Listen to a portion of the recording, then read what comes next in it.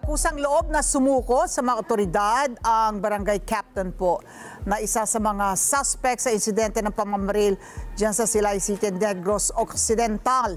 Iniimbestigahan na ng mga otoridad ang suspect na nasa kustodiya na po ng CIDG. Si Christine Semeliano sa balitang yan. Isa sa mga sospek sa insidente ng pamamaril sa barangay Mabulac, Silay City, kumpirmadong sumuko na. Ayon kay NOCPPO Provincial Director Police Colonel Renerio de Chavez, kusang loob na sumuko si Barangay Lantad Kapitan Arnie Cookie Benedicto na tinuturo isa sa mga sangkot sa nasabing insidente laban sa mga taga-suporta ng Team Ugyon. Ayon kay Police Colonel de Chavez, kasalukuyang nasa kustodiya ng Criminal Investigation and Detection Group si Benedicto at inaasahang kukunan ng pahayag kaugnay sa insidente. Gayunpaman, hindi pa muna siya ipinapakita sa media habang nagpapatuloy ang investigasyon.